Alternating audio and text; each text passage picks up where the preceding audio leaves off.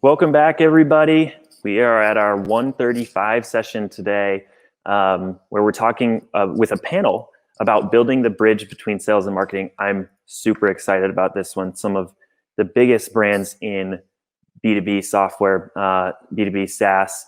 Today, we're going to be joined by Christina with Sales Assembly, who will be, hello, who will be hosting this panel with friends from ActiveCampaign, Sprout Social, Outreach, and Outreach. So welcome, Christina. Really appreciate you being here today. I think we're bringing in everyone else now as well. Awesome. Glad to have everybody. Go. What up? Cool. Well, let's go ahead and get started.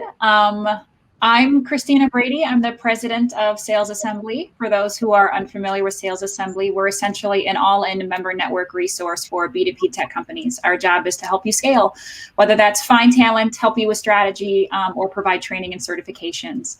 I have an incredible group here today, and I could introduce you, but I would not do it justice. So real quick, maybe we'll go around and just do a quick who you are, who you work for, and what you do. So Jamie, let's start with you. Thanks, Christina. Hi, everyone. Excited to be here and for this conversation that, man, I think I've been having it for about 20 years. So hopefully we'll figure it out in this panel. But I am the CMO of Sprout Social, previously at a smaller Series C Envoy here in Chicago, and a ton of years at Career Builder. So excited to be here. Welcome. Thank you, Jamie. Mark, over to you. Hey everybody, I'm Mark Kosoglow. I'm the VP of Sales at Outreach. Outreach is a sales engagement platform that helps salespeople be more effective. And I've been around since the beginning and have had a lot of working time with my marketing folks on the other side of the hall. So super excited to talk. Thanks for having me. Awesome. And then last but certainly not least, Adam. Hey, Christina, great to see you. My name is Adam Johnston. I'm the SVP of Sales at ActiveCampaign. We are pioneering what we refer to as customer experience automation, which is the idea of trying to make customer experiences, the one-to-one customer experiences, scalable. I've been with ActiveCampaign for about 3.5 years now. Before that, I was at Salesforce for about 7 years, helped grow the Chicago office, and really excited to be here. It's an important conversation for sure. Awesome. And that's a perfect kickoff because it is an important conversation. And to Jamie's point, it's one that is always ongoing and always evolving, but this idea of building the bridge between sales and marketing. And you will hear a lot of people say these are independent teams that work independently.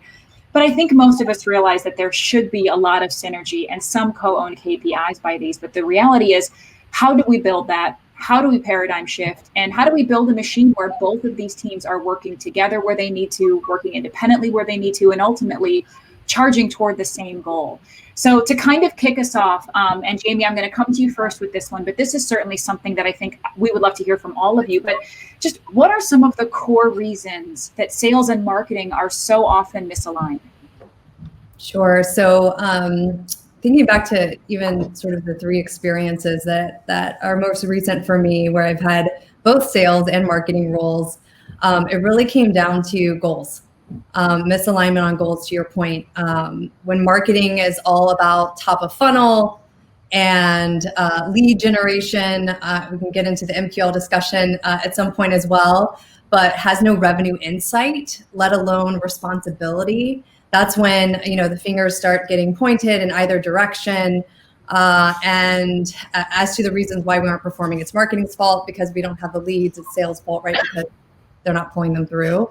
I think another big one that I've learned over the years, and fortunately I have a wonderful husband in many ways, but he's also a sales leader. So we have these conversations. I'm constantly talking about this, both at work and at home. But it's all about language.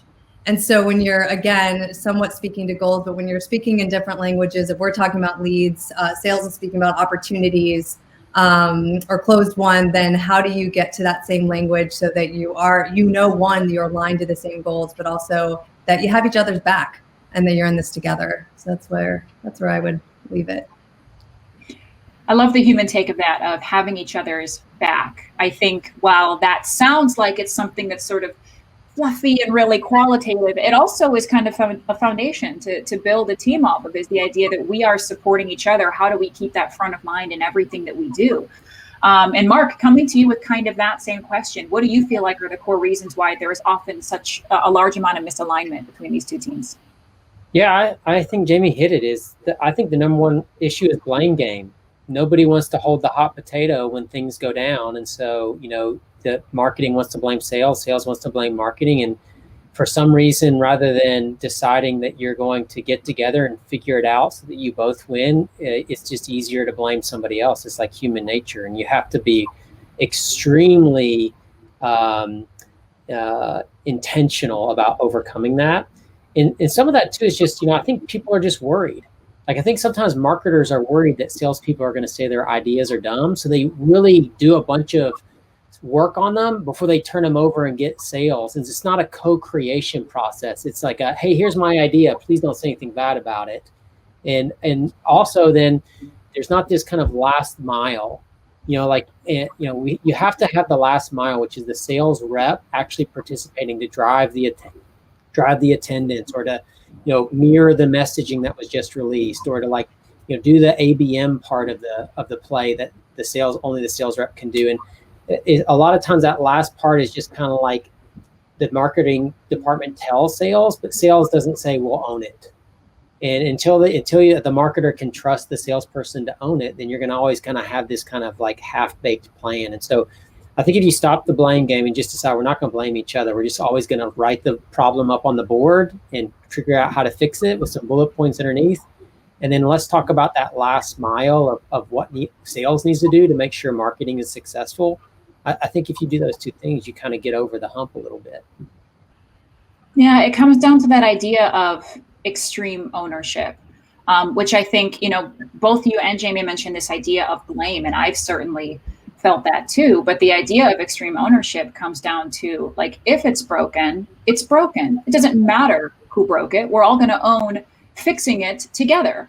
If you stop caring about who broke it, now that's not saying you don't care about how it broke. Caring how it broke is great, but who it broke, I think you two are spot on, that the friction begins there, with so much brain power focused on who messed this up versus how do both of us take ownership of our piece in fixing this and communicate together. Two really, really insightful thoughts. And Adam, do you have anything to add to that? Yeah, I think, there was something that was mentioned there that is the concept of trust. And I think that's a big element. I think you generate trust by having those common goals. And I think the other part is just open communication. I think a lot of times, sales and marketing have a tendency to talk a lot about each other, but not necessarily to each other. Like, when there is an issue, I think, be open, be transparent about your thoughts or feelings, get those on the table. Have a productive dialogue about it. Don't sort of just like keep those thoughts within sales or within marketing. Just make sure that there's always transparent communication between the two groups. Yeah, and I think staying with you too, that sort of nicely translates into, we can almost easily identify why there's misalignment. And in this case, the why winds up being fairly simple. It's then the how to fix it that is the complicated part. So if you are either building an org from the ground up, or in an existing org where you have these two teams and you're noticing there's some friction, in your mind, how do you start to ensure synergy between the two departments? Either if you're building it on your own, or if it's something you have to change, what are some things that you can do right now today to put a stop to the blame game and actually start working together? I think it starts with just asking a simple question, which is, what are we trying to accomplish? And I think if you understand what you're trying to accomplish, then you can figure out how to work together to deliver against that business outcome. I think, a lot of times it's easy for people to get very task oriented and not always think outside of their task or assignment in terms of what is the right thing for the business and what are we ultimately trying to drive towards. I think if you start there, typically good things happen. I always think about this, Christina, in terms of a marriage. And, let's say my wife and I are arguing. Eventually, for the argument to end, one of us has to say that we're sorry and admit to something that we've done wrong. And what happens is, over time in a marriage, if you and your spouse do that over and over again, you get to that trust that we're talking about. And so like, listen, if you're a sales leader and you don't have a great relationship with your marketing person, like humble yourself, say you're sorry, and like figure out how to make your marketing leader successful. And guess what? They'll do the exact same for you and vice versa.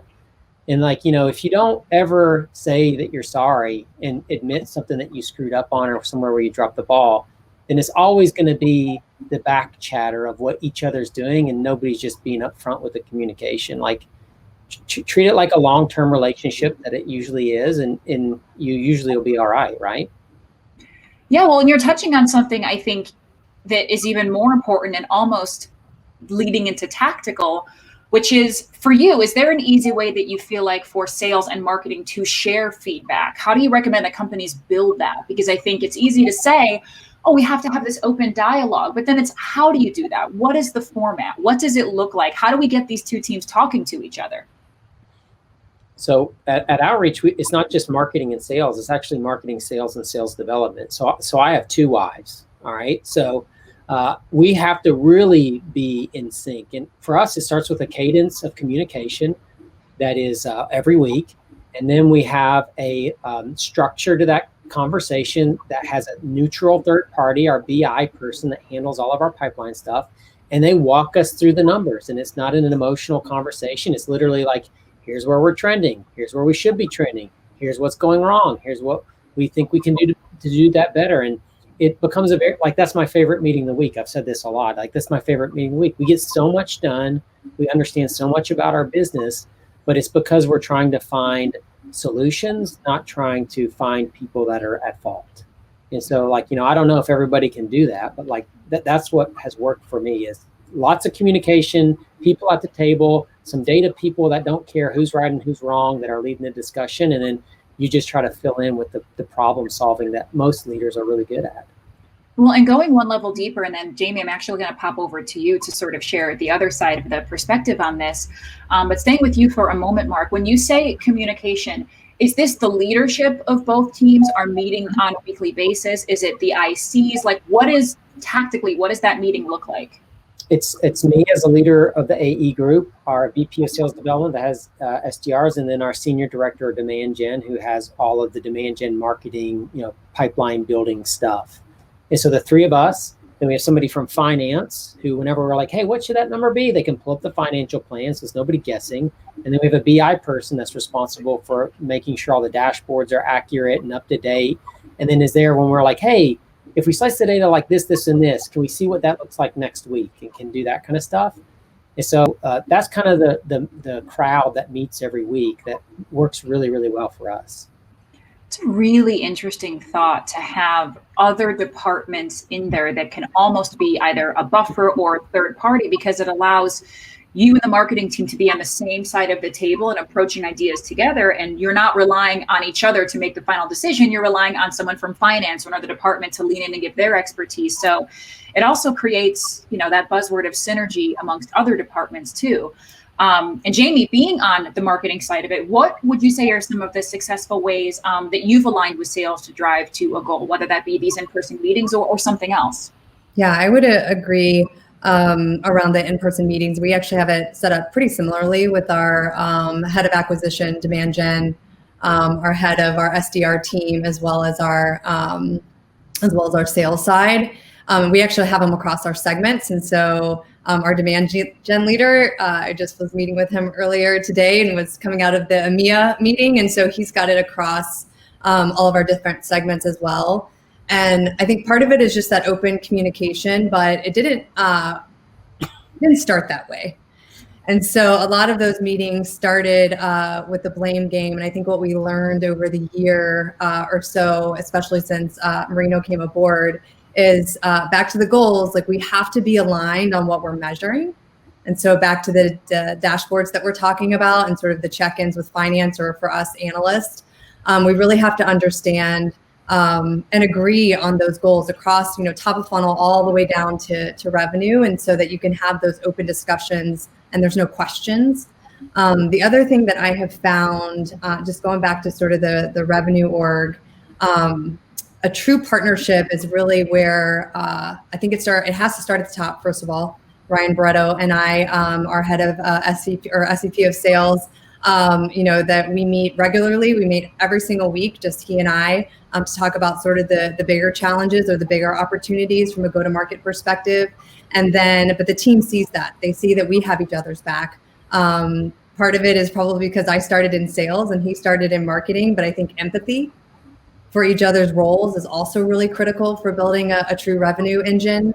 And then the other, if you just take a big step back, because I know we've got startups on here as well, you have to think about your go-to-market and the segments that you're going after. We reach all segments, and so we've got an inbound strategy and an outbound strategy, but in the beginning, you may have an inbound strategy. And so if you think about that, your relationship with that sales dev and that SDR org is absolutely mission critical. You've got to be in lockstep. You've got to understand those metrics from top of the funnel to bottom. But if you're going after enterprise and you're more ABM focused, right? And then the partnership is really with the sales leaders across the org. So that's what I have found to be really important. And I'll just hit on your other question really quickly. It is really hard to keep especially at scale, and I've done this a few times over the years with Career Builder, to keep that IC and sales rep relationship intact. As a IC marketer back in the day, I can remember working like 70, 80 hours a week just to get through my email with all the wonderful ideas that came from our sales team. And so I think it's rituals, not just at the leadership level, but also how do you, to the earlier point from a campaign perspective, how do you bring those ideas in early? And what are those monthly or quarterly rituals to do that? Brainstorming sessions, et cetera, is important to think about. Yeah, if I could real quick, I would like to say, I think that's it's interesting. I remember we had a new CMO join the company within the last year, and I had all these great ideas, and she kind of chuckled and said, "Yeah, everybody's a marketer," and I thought that was really funny. But I think one thing that I think sales has to take some responsibility for is aggregating their feedback and providing that in a little bit more packaged way, because it can get overwhelming. If every rep, if every SDR has a take on, what the next thing we have to do from a marketing standpoint is, it becomes really noisy. So I think one thing I encourage, my teams and leaders to do is to not really share anecdotal feedback. Like, find a way to track it, come up with a theme, and then let's surface that theme. Let's not talk about every individual instance of something that happens. And I think that's a great way to kind of protect marketing's time. Love that. Yeah, and even staying with you for a moment, Adam, one thing that Jamie was talking a lot about, and I'm going to hear from you and then bounce back to her on this, was just this idea of, like, what should the shared KPIs between sales and marketing look like? I would say that I talk to a lot of salespeople. I was a former salesperson and sales leader, and I talk to a lot of marketers, and there's a lot of differing opinions on this, which to me is very interesting. Like, I love all of the different takes, and I don't know that there's a right way to do it. I think there's a wrong way. But in your opinion, what do you think are some of those KPIs that should be shared between the two teams? Yeah, I mean, I think, first of all, I think from a sales standpoint, it's important to understand that, pipeline is not the only thing that marketing is driving. So it's a component of their work. It's not the entirety of it. But I think we did our former head of marketing and I did a presentation at the Sales Assembly annual event a couple years ago, and we talked about, like, the importance of not having two funnels. I think that's the biggest thing. It's like the whole funnel should be shared and understood across both teams, and you should understand how each stage of the funnel feeds the next part of the process. So whether that's how does SEO affect lead volume? How does lead volume feed the SDR org? How does the SDR org feed sales, et cetera?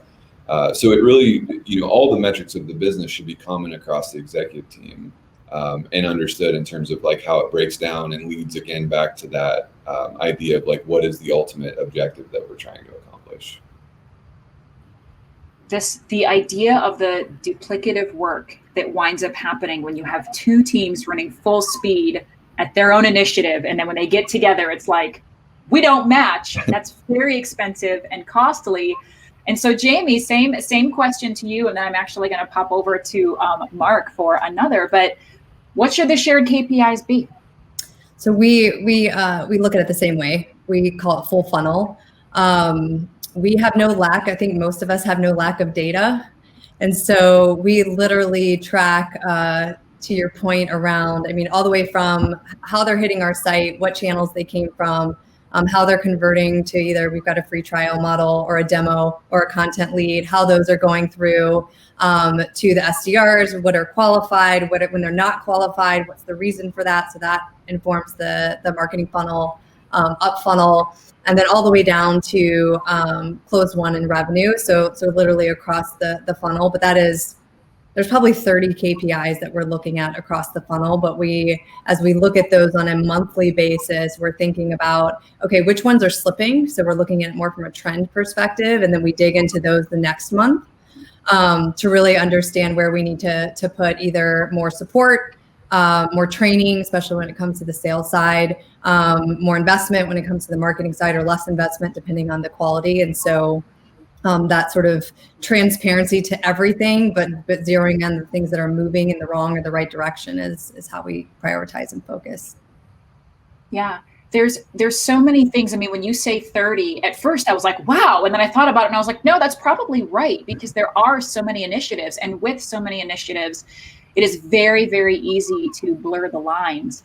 And Mark, especially in your world where, your company is essentially, your product is a marketing tool that is used by, I would imagine, both sides of the house. At least at my two prior companies, outreach was a tool that marketing used, and outreach was a tool that sales reps used. And so do you find that sometimes it's difficult to draw the line between sales and marketing when it comes to those roles and responsibilities? How do you determine who owns what and whose job it is to drive what?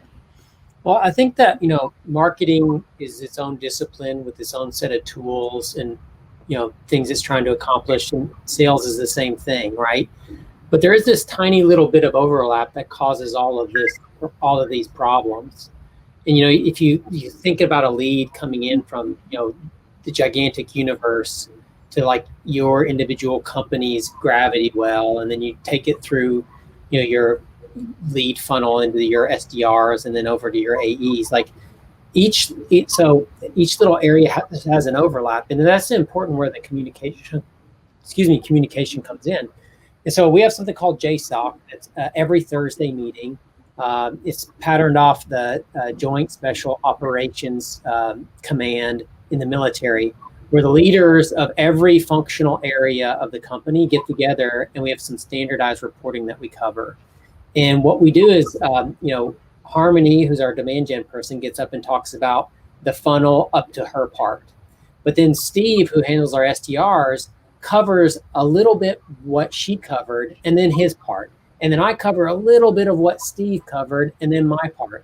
And so we acknowledge the overlap, and we talk about the things that can happen that can cause division because of those.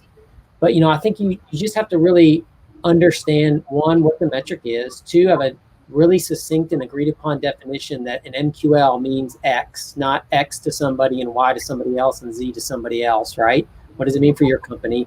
And then when you start to see those overlaps in the funnel where that handoff takes place, that's where you can say, all right, marketing's delivering all the leads, but for some reason, sales development isn't booking enough meetings.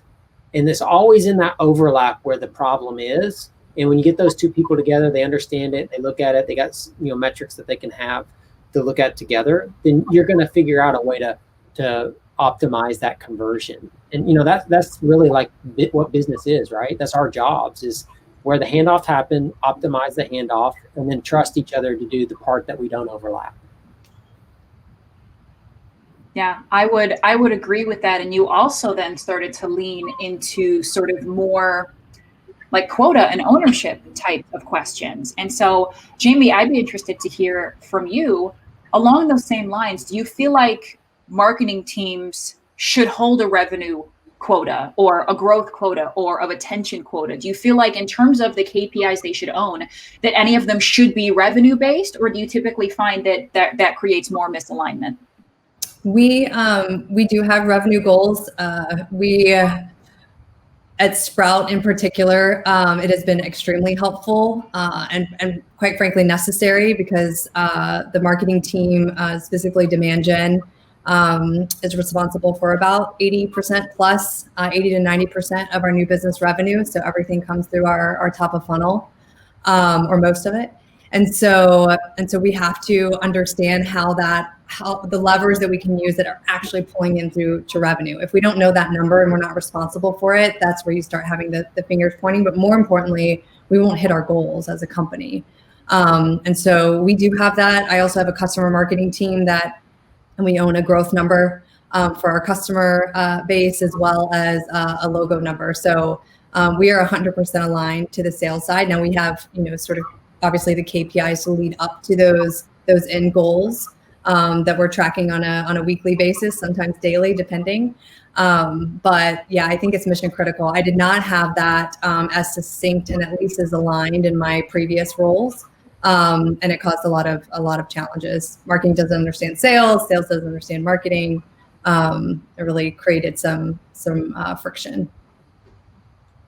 Yeah, Adam, same question to you. I've seen it done both ways, where in some cases the marketing team co-owns those frontline revenue types of KPIs, and in other situations where they don't. And in your experience, what have you seen and what's been successful? Yeah, well, I think ActiveCampaign is really interesting in that we work with businesses of all sizes, including entrepreneurs, people who are just getting started, and so that creates a really cool environment where we get a lot of self-service business, people who just go through a free trial and convert, a lot of times without ever even talking to sales. So a significant portion of our revenue does not go through sales. And so marketing has a very large impact on our overall revenue and the growth of our customer base as a result of that. So I think this is an interesting, spot to highlight the fact that, we all have takes on the philosophy or the playbook that we have or prefer, but I think it's really important that we all remain flexible in terms of how you apply that playbook or that philosophy to the environment that you're currently working in. Because you have to adapt to the nature of the environment. Where for us, huge impact on revenue. Whereas other organizations may be significantly more sales driven, or it may just need different attention or different goals, different ways to think about it. But I think ownership, or at least co-ownership of the number, is critical because once again, I think the root of good alignment and the root of the structure beneath the bridge is having common objective that you're both working towards. It always feels like to me when marketing owns a number that it's this pressure from the CEO or the board or somebody to justify all of the marketing spend. And the only way that they can do that in their mind is to say, we spent X millions of dollars on marketing and that delivered us Y $1 million of marketing attributed revenue. So it was all worth it, right? Because, marketing is so much of it is it's not like a direct line to revenue unless you're doing stuff like what Adam's doing, right? But I always look at it like this: is like, if I'm the architect and I give the builder perfect plans, and then the builder's subcontractor doesn't shingle the roof right, the roof leaks. Now, is it me as the architect's job to make sure that the roof doesn't leak? Not really. Right. But I think it takes a really strong marketing leader like Jamie that can hold the burden of that pressure, because it is really difficult as a marketing leader to get judged when 80% of what happens after the lead has nothing to do with you. And so if you structure your company that way, I'd just be really careful to make sure that you can withstand the pressure, because it's not an easy situation. I wouldn't want my AEs to be judged on how the demand gen ads on LinkedIn are doing. But that's, if we were to take it full circle, that's what we would have to do if we were going to accept the kind of responsibility Jamie has accepted. And kudos to you for doing that, Jamie. I don't know if I'd put myself in your shoes if I had to. So you have to have a strong partnership with your sales leader. There you go. That rituals that you're constantly checking in on. And I'm smiling, but it's absolutely true. I think, again, just the way that the two teams have to own the numbers together. I have seen time and time again when a marketing team doesn't have empathy for the sales side, and then the sales side doesn't understand the marketing side, it becomes a rift that's really difficult to close. Versus when you're all aligned to the same numbers and share that common goal. all the way down to revenue. The funnel is much more clear. You just sort of have more open dialogue about it. I love to think of these things kind of creatively as well. And Jamie, you hit on something too, which is sometimes as people, we don't necessarily understand what the other one is working on or what their makeup is or why they're motivated to do what they're doing. And that often brings me to the idea of hiring profiles. In essence, you have a marketing team and you have a sales team, and their core job is to bring in business. It is to attract people and get them in a mindset to want to change, or to at least have an extreme amount of curiosity. Like the net goal is that it comes down to curiosity to want to buy. Yet I would imagine the hiring profiles that you look at for somebody who you would hire into the marketing team versus a sales rep are very, very different. So can you point out from your perspective, and then I actually want to hear from Adam and Mark on this one, but what do you think are some of the differences in the type of person or qualifications you would look at for someone to go into marketing versus go into direct sales? So I'll treat this as like a new hire in the terms of very little experience in either. And so more of like the sort of innate qualities versus experience, because we have to hire very technical people across the demand gen funnel, customer marketing, product marketing, et cetera. But if I think back to, again, I think I said this earlier, I started in sales. Ryan who leads our sales team started in marketing. I think at the core, there are similarities in terms of, do you have empathy? Do you have curiosity for your customers' problems? Do you have an innate sort of yearning for wanting to understand them at a deeper level and how your solution really solves those pain points? Both have to be really good storytellers. Sales team, obviously one-to-one, marketers more one-to-many, but I think that ability to tell a story that really connects with your audience, whether it's one person or, through a huge campaign, is really critical. Understanding, again, how to ask really poignant questions to get to the root of a problem. And I think a lot of those are similar, which is, again, a good reason why the two teams should be in lockstep and should enjoy working with each other. But there are definitely technical skills that also need to be in the hiring profile, I'm sure, on the sales side, but for sure on the marketing side. I mean, you glazed over it, but I love the fact that you started in sales and you've moved over to marketing, and then your head of sales started in marketing and moved over to sales. And that it's like, that's what I mean, where it's like at some point you kind of grab onto the core function of the job and say, this is where I'm going to go. And maybe it does come down to that technical piece. But Adam, over to you, kind of same question. What do you feel like are some of the core differences in who winds up being on the sales side of curiosity and who winds up being on the marketing side of curiosity? Well, I think there's a stat somewhere along the lines of 50% of all people who graduate from college, no matter what their major, will end up in sales. That's probably true.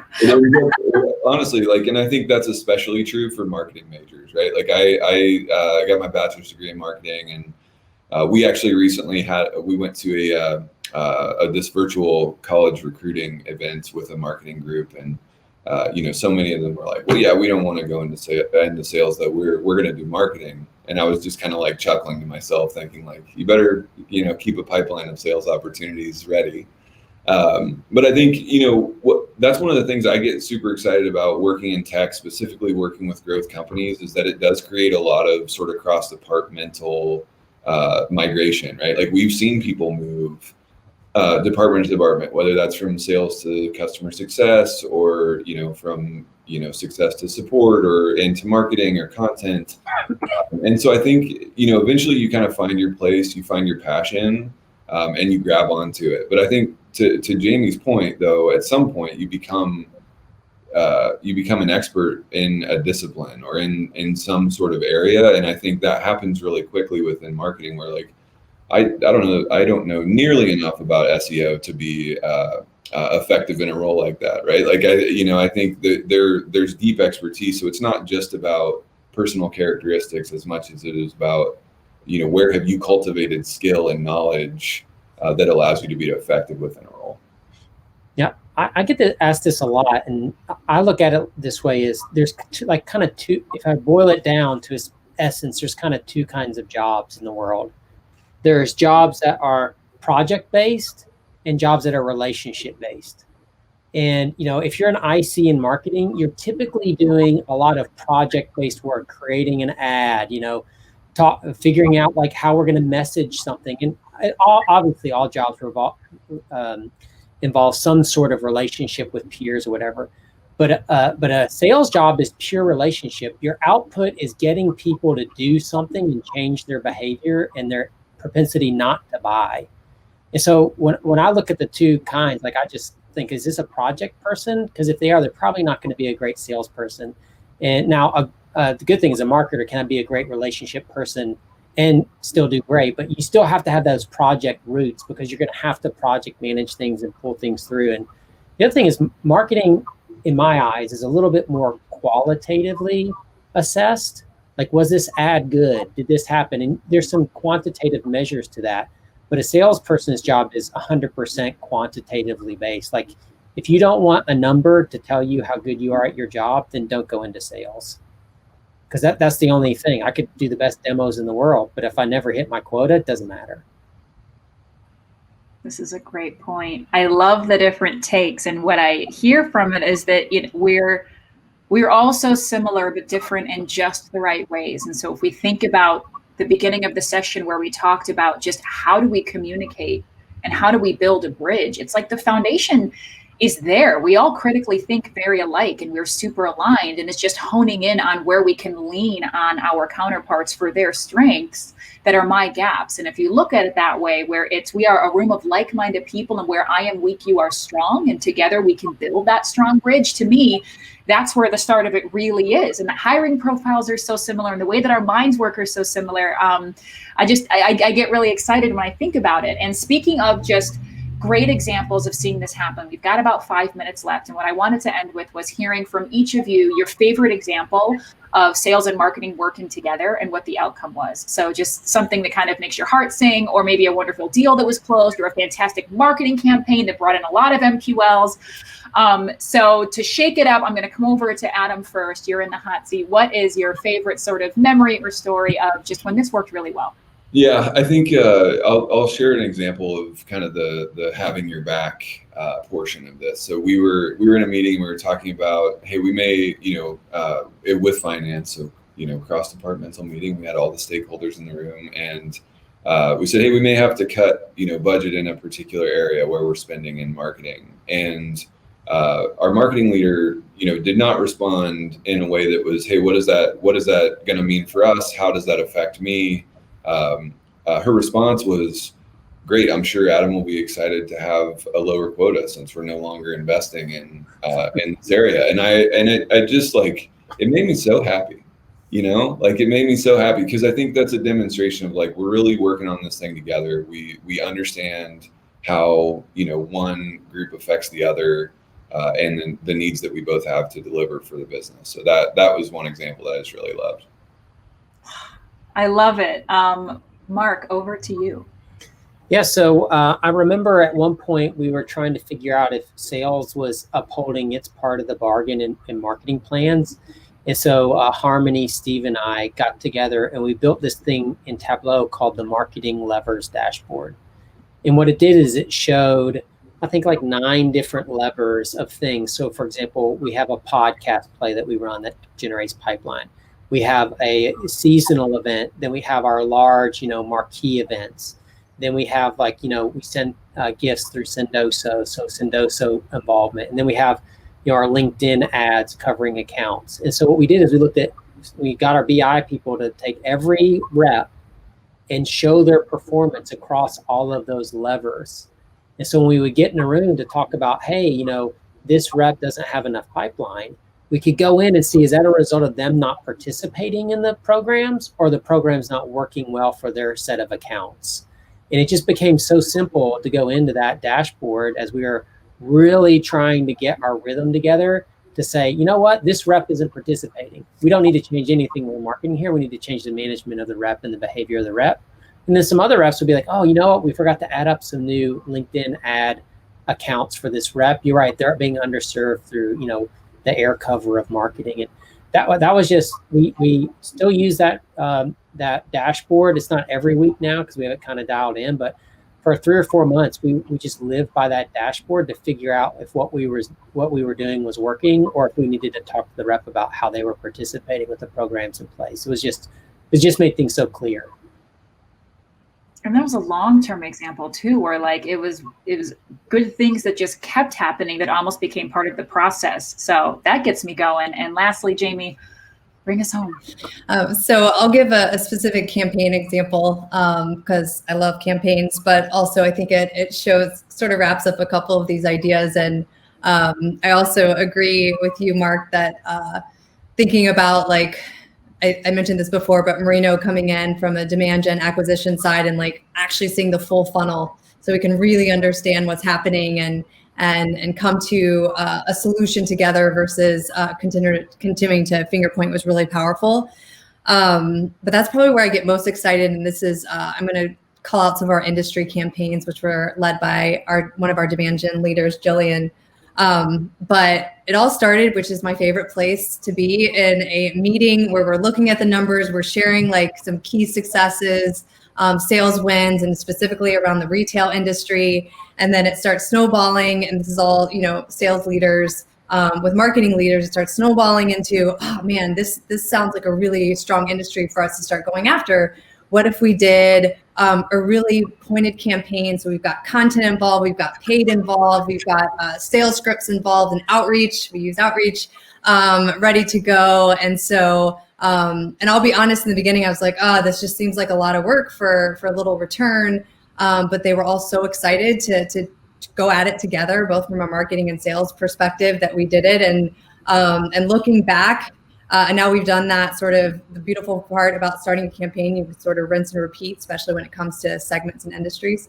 Now some of our biggest logos across different industries are coming through those efforts and those campaigns. So just a nod to the CMO is not always right, and you got to lean on your team, especially when sales and your sales and marketing leaders are really excited about it to motivate you. I love it. I love too the idea of when we're humble and when we can also be really confident that we're right. Oh, well, with that, this panel, you all were wonderful. You've certainly lit me up. It's great to hear all of your ideas and thoughts, and all of your companies are wildly lucky to have you. And thank you for having me as well. Thank you, everybody. We were wildly lucky to have everyone here. Thank you, Christina, for hosting this, and thank you, everyone. Sales and marketing, building the bridge between them is something we think about constantly here, and all of your company's content and yourselves individually, we follow religiously and like to learn from everything that you guys are putting out. So we appreciate it. We appreciate you being here. Thank you once again. Take care, guys. Yeah, thanks for having us.